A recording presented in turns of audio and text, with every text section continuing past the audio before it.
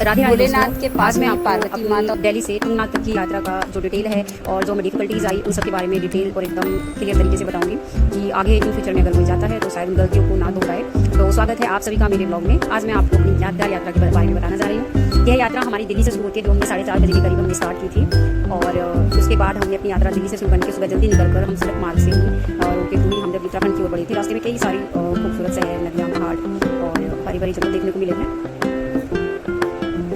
और जो प्रकृति का ये जो नेचर था, काफ़ी सारे जैसे कि रुद्रप्रयाग, ये काफ़ी ऐसी जगह थी जहाँ पे हमने थोड़ी देर के लिए रुके और उन्हें देखा तो काफ़ी सुंदर नज़ारा था और हम ये सब जगहों का आनंद लेते हुए चल रहे थे और काफ़ी ज़्यादा एक्साइटमेंट भी था। बच्चे क्योंकि हम फैमिली के साथ थे तो काफ़ी ज़्यादा सभी एंजॉय कर रहे थे और धीरे धीरे टेम्परेचर भी डाउन होता जा रहा था आगे आगे जैसे हम बढ़ रहे थे। लेकिन ये था कि जो अगर आप कोई CNG या पेट्रोल से आ रहे हो तो CNG ऋषिकेश जाके ही एक बंद हो जाती है, उससे आगे नहीं मिलती है, तो फिर आपको अपनी गाड़ी पेट्रोल से ले जानी पड़ेगी। तो अगर आपके साथ आपके बच्चे हैं तो कोशिश करें कि किसी तरह से उन्हें खाना वाना खिला के और जैसे कि बच्चों को फ्रेश होना, इन चीज़ों की बहुत दिक्कतें होती है, तो जो भी स्टॉप मिलता है बच्चों को समझते रहें और चलते रहें। हम इसी तरह से यात्रा का मजा लेते हुए चल रहे थे और काफ़ी लंबे समय के बाद हमने काफ़ी अच्छे अद्भुत नज़ारे देखे और काफ़ी अच्छी नदियाँ थी, पहाड़ थे जिनका सभी बच्चे बहुत एंजॉय करते हुए चल रहे थे।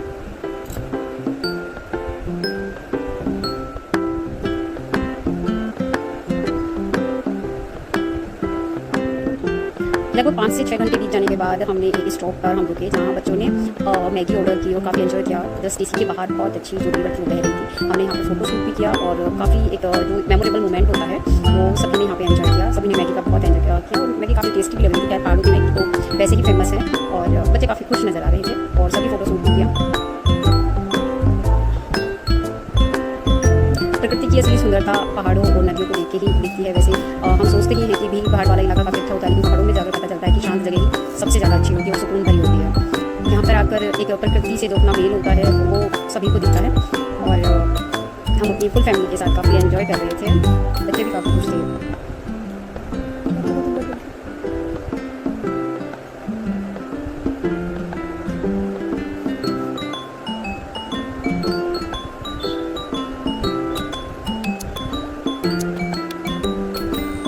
प्रकृति के बीच में कुछ फलों का आनंद भी हमने लिया जो वहाँ पे एक पेड़ों पे लगे हुए थे।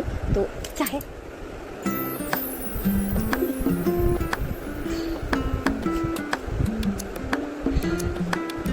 पहाड़ों में जाकर भी अगर हमने नेचर का आनंद नहीं लिया तो फिर क्या फ़ायदा। इसीलिए तो हम लोग भीड़ भाड़ वाले इलाके से जैसे कि दिल्ली है, यहाँ से निकलकर पहाड़ों की तरफ जाते हैं और मुझे तो ऐसा लगता है कि दिल्ली NCR पूरा पहाड़ों में ही मिलता है, खासकर समर वेकेशंस में।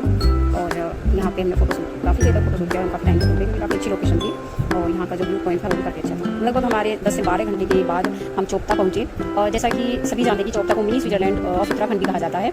यहाँ की ठंड, स्वच्छ हवा, ऊँचे ऊँचे जो देवदार के पेड़ और हिमालय की जब विंटर होती है तो वहाँ पे हिमालय से ढकी बर्फ़ की काफ़ी छोटे होती है। ये तो जून का मंथ था, वैसा कुछ नहीं था, लेकिन बोगियाल में जो हरियाली थी वो काफ़ी सुंदर दिखाई दे रही थी। हमने वहीं पे स्टे करने का सोचा कि हम चोपता में ही स्टे करते हैं, लेकिन जो जहाँ से ट्रैकिंग स्टार्ट होती है पहले वहाँ पे गए तो काफ़ी उस टाइम पे क्योंकि तो उसी की नज़दीक था तो थोड़ा हाई रेट थे वहाँ पे रूम के, तो फिर भी हमने सोचा चलो ठीक है बेटर है, थोड़ा नज़दीक पड़ जाएगा। लेकिन अगर आप उससे पहले कुछ विलेजेस पड़ जाते हैं तो अगर आप वहाँ पे होम स्टे में रहना चाहो तो आपको एक जनरल रेट पर होम स्टे मिल जाएगा। तो हमने उसी तरह से हमने नीचे चोपता में नीचे कैंप थे, हमने कैंप किया और हम कैंप में हमने जो अपनी नाइट थी वो अपनी स्पेंड की और काफ़ी अच्छा भी था कैंप से। और हरे हरे बोगियाल्स जो थे हमने उनको भी एंजॉय किया, सबने फोटो शूट भी किया और नाइट में कैंपिंग वालों ने काफ़ी अच्छा खाना भी बहुत अच्छा दिया। मतलब उम्मीद नहीं थी बट इतना बेटर खाना दिया कि रियल में मन खुश हो गया और काफ़ी एंजॉय किया। नेक्स्ट डे हमने तुंगनाथ टेम्पल की ट्रैकिंग शुरू की थी और जैसा कि कहा जाता है ये दुनिया के सबसे ऊंचे शिव मंदिरों में से एक है। और फिर हमने यहाँ पे जो रास्ते में ट्रैकिंग के टाइम पर जो बोगियाल्स थे हमने वहाँ पे काफ़ी ज़्यादा एंजॉय किया फुल फैमिली के साथ और सबने अलग अलग फोटो शूट भी कराए और काफ़ी ज़्यादा हमने अपने मोमेंट्स जो थे उनको जिया। और ट्रैकिंग के दौरान रास्ते में बहुत सुंदर सुंदर जो बोगियाल्स थे वो थे, क्लाउड्स और एकदम एडवेंचर्स जो थे वो देखने को मिल रहे थे। और फिर हम धीरे धीरे हम चलते रहे, बच्चों ने भी काफ़ी हिम्मत की बच्चों के साथ, लेकिन ये था कि हम हिम्मत करके धीरे धीरे वहाँ से हमने अपनी ट्रैकिंग स्टार्ट की।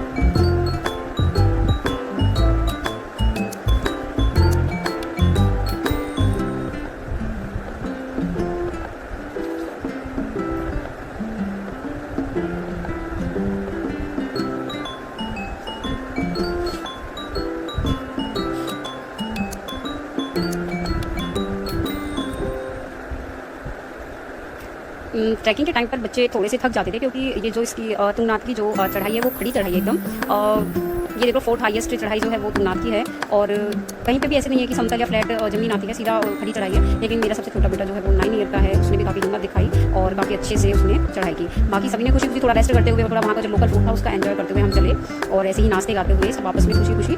ऐसी कोई प्रॉब्लम नहीं हुई। बस ये कि जल्दबाजी नहीं करनी चाहिए। बच्चों को अगर लेके जा रहे हैं तो थोड़ा ध्यान रखो कि वो जिधर खाई है उस तरफ ना चले, थोड़ा बीच में ही चले या साइड में रहे, क्योंकि जब ये खच्चर वगैरह आते हैं, घोड़े वगैरह चलते हैं, तो उनकी वजह से थोड़ा खतरा रहता है, क्योंकि वो स्पेस थोड़ा कम रह जाता है। तो उनका थोड़ा ध्यान रखते हुए बच्चे को थोड़ा सा पहाड़ की तरफ रखें। तो सभी ने काफ़ी अच्छे से मतलब ट्रैकिंग की, एंजॉय किया। रास्ते में लोकल फूड का भी एंजॉय किया। रास्ते में ये नहीं कि आप हैवी खाओ, लेकिन हल्का फुल्का जैसे ड्रिंक वगैरह ले लो, और चने या खीरा ये सब खाते पीते चलोगे तो आपको एनर्जी बूस्ट होती रहेगी। चॉकलेट्स आप ले सकते हो, तो ऐसी कोई प्रॉब्लम नहीं होगी। रास्ते में काफ़ी नेचर, इतनी सुंदर सुंदर ट्री पेड़ थे जिन्हें देख के मतलब कि एकदम एडवेंचर फील हो रहा था। एकदम बहुत ही अलग तरह के पेड़ थे। वहाँ पे सुंदर सुंदर चिड़ियाएँ भी थी जो हमें रास्ते में देखने को मिली। और प्रकृति को बस ये है कि अगर आप जा रहे हो तो रिक्वेस्ट है कि नेचर को कभी गंदा ना करके आए। लोग क्या करते हैं, प्लास्टिक की बोतल्स पानी पीते हैं और पहाड़ों में डालकर आ जाते हैं, तो ये चीज़ें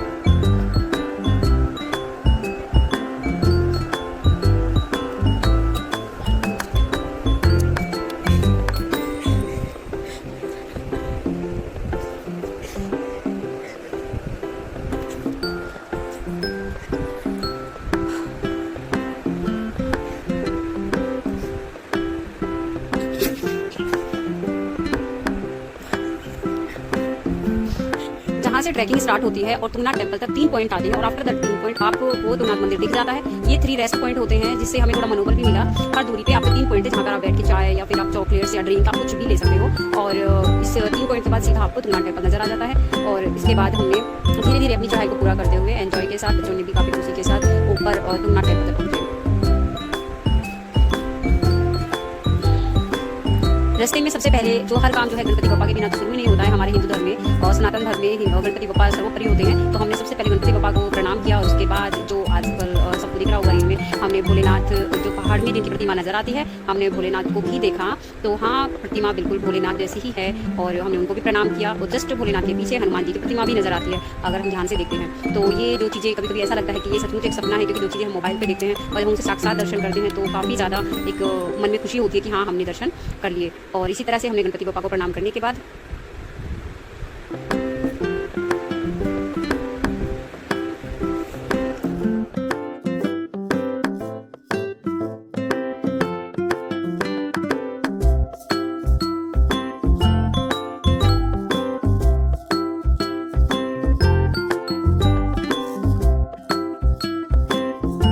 बप्पा को प्रणाम करने के बाद हमने अपनी अगली चढ़ाई स्टार्ट की और हम पहुंच जाते हैं तुंगनाथ टेम्पल, जहां पे हमने बहुत ही अच्छे से मंदिर में भगवान जी के दर्शन किए। अंदर फोन अलाउ नहीं था, तो हमने बाहर अपने सारे जो हमने पहले दर्शन किए, फिर बाहर फोटो शूट किया। काफ़ी अच्छा व्यू था, और एक मन में जो खुशी थी, काफ़ी देर की जो थकान थी वो पल भर में कहाँ चली गई ये भी नहीं पता चला। भोलेनाथ के पास में ही पार्वती माता और 5 पांडवों की भी प्रतिमा है। पार्वती माता को हमने प्रणाम किया और उनको सिंदूर चढ़ाया, और यहाँ पे एक रिचुअल्स थी जो मैंने अपने हस्बैंड से अपनी मांग में सिंदूर को फिल करवाया और उनकी लंबी उम्र की कामना की। और फिर हमने यहाँ पे सारे देवी देवताओं के दर्शन किए, और काफ़ी ज़्यादा ही एकदम पॉजिटिव एनवायरनमेंट था यहाँ पे। मतलब जिस तरह से हम चढ़ाई करके आए थे वो फील ही नहीं हो रहा था कि हम इतना थक कर आए। सारी मुसीबतें 1 मिनट में छूमंतर हो गई, और हम लोग बड़े आसानी से भगवान के दर्शन करें। और हमें फिर नीचे की तरफ तो आने में कोई प्रॉब्लम ही नहीं हुई, क्योंकि जितनी दिक्कतें थी वो चढ़ते वक्त थी, प्रभु को देखते वक्त थी। दर्शन करने के बाद उन्होंने सारे की दर्द हमारे कम कर दिए, और हम धीरे धीरे सारे के सारे फिर तो हमारे पैर ही नहीं रुक रहे थे। हम इतने स्पीड से नीचे की तरफ आए, और हमने भगवान जी को थैंक यू किया, और सारे बच्चे बड़े खुश थे कि उन्होंने दर्शन कर लिए थे।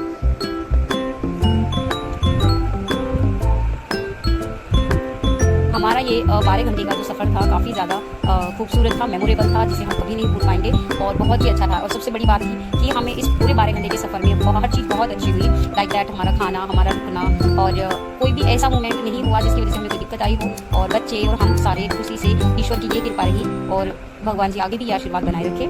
और इसी दुआ के साथ प्रभु से कामना है कि वो हमें दोबारा ईश्वर हमें फिर से बुलाए यहाँ पर और अपना आशीर्वाद बनाए रखे। जय भोलेनाथ।